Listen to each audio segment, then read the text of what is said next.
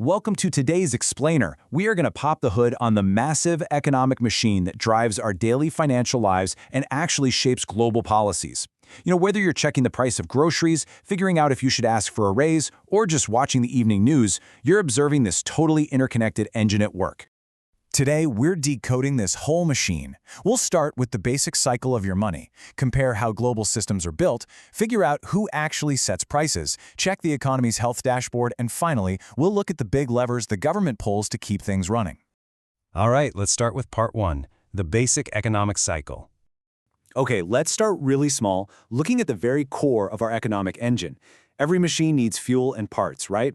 Well, in economics, these inputs are called the factors of production. Think about a simple t-shirt factory. It needs land for the building and natural resources like raw cotton. It needs labor, so the physical and mental effort of the workers actually making the shirts. It needs capital, which isn't just cash, but the factory itself and all the manufacturing equipment. And crucially, it needs entrepreneurship and knowledge. That's the spark, the drive to organize all these resources and actually bring that shirt to the marketplace.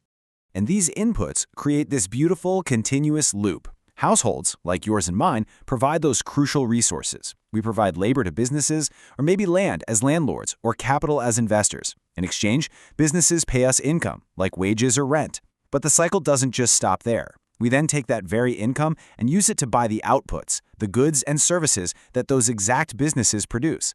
That generates revenue for the businesses, which they then use to go buy more resources. It's a perpetual engine of trade. Moving right along to part two, comparing global economic systems. As we zoom out from individual households to the national level, every single society has to decide what to produce, how to produce it, and who gets it. At the extreme ends, we have planned systems, like communism or socialism, where the government acts as the big central planner. They dictate where goods go and aim for equal wealth distribution, which often means heavy social benefits, but, with higher taxes. Contrast that with free market systems or capitalism.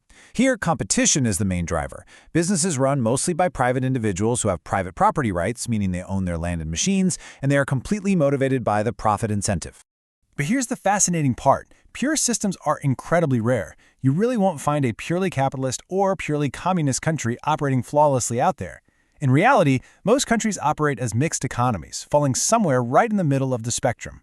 The US, for example, leans heavily toward the free market, but it still relies on the government for things like postal services and air traffic control. Meanwhile, countries that lean towards socialism, like Sweden or France, they still have a massively thriving sector of privately owned businesses. That brings us to part three, supply, demand, and competition. So if most of us operate in a mostly free market system, what invisible gears actually regulate this machine and set the prices you pay at the local store? Well, it starts with demand. This simply means we as consumers are naturally going to buy less of a product when its price goes up and way more when the price drops. Think about buying apples. If they're 80 cents a pound, you might just grab a few. But if that price drops down to 40 cents, your money suddenly goes further and you're willing to buy loads of apples. It creates this natural downward sloping curve. On the flip side, we have supply, which represents the sellers. And remember, their motive is profit. An apple farmer is going to be way more eager to supply larger quantities of apples to the market when the price is high. If apples shoot up to 80 cents, that farmer is going to work overtime to get as many apples out there as possible. But if the price drops too low, honestly, it might not even be worth the cost of harvesting them. Now, the real magic happens exactly where these two competing forces intersect. We call this the equilibrium price. It's this perfect sweet spot where the exact quantity of apples demanded by buyers perfectly matches what farmers are willing to supply.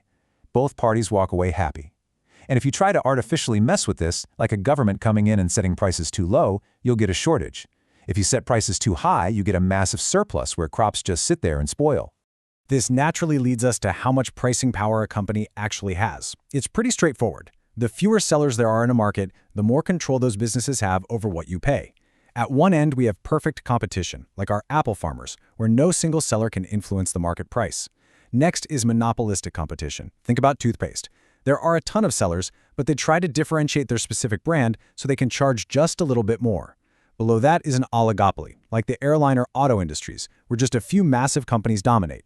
If one lowers its fares, the others usually have to follow suit. And finally, a monopoly.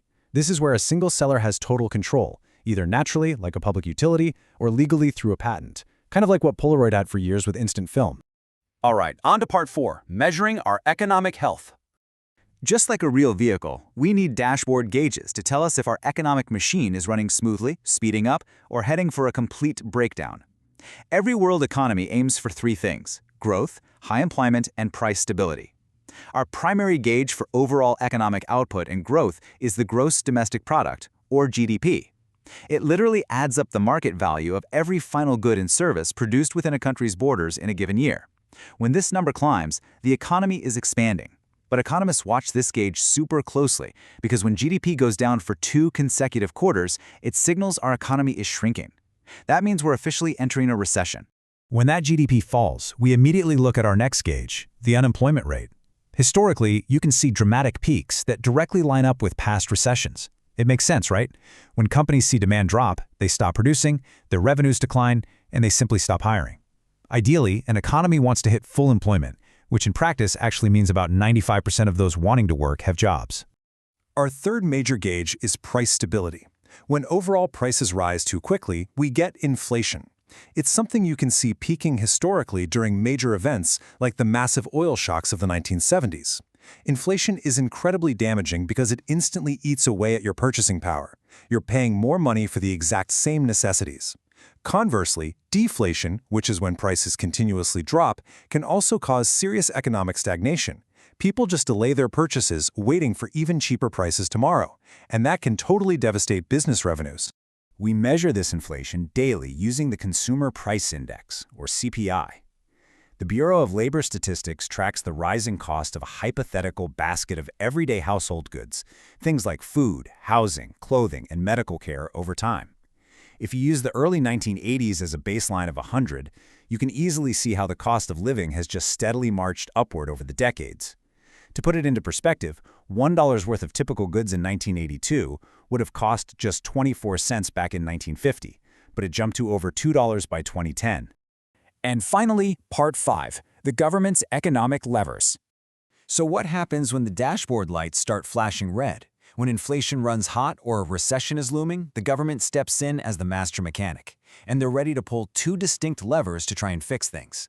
First, we have monetary policy, which is controlled by the Federal Reserve. If the economy is sluggish, the Fed pulls an expansionary lever. They increase the money supply and lower short-term interest rates. Money becomes easy to borrow, which encourages businesses to expand and consumers to spend. If inflation is the problem, they do the exact opposite. They make borrowing expensive to cool everything down. The second lever is fiscal policy, controlled by the government itself. During a recession, they might increase government spending or cut taxes to put more money directly into your hands. If inflation is rampant, they'll pull back on spending or raise taxes to reduce the total amount of money flowing through the economy. But pulling that fiscal lever too often in one direction has a profound long-term impact. Historically, governments tend to run budget deficits, meaning they're spending far more on defense, transportation, and social services than they actually take in via taxes. So, to pay the difference, they borrow. The result? A staggering steep climb of the national debt, rising exponentially over the decades. Understanding how the gears of supply and demand turn, how our mixed economy functions, and what those dashboard indicators of GDP, unemployment, and CPI actually mean, it empowers you to read the news entirely differently. It turns all that complex jargon into a clear picture of reality, which leaves us with a critical question to ponder. As our national debt continues its exponential climb and the government runs out of room to pull these monetary and fiscal levers, who is ultimately going to pay the bill to keep this machine running?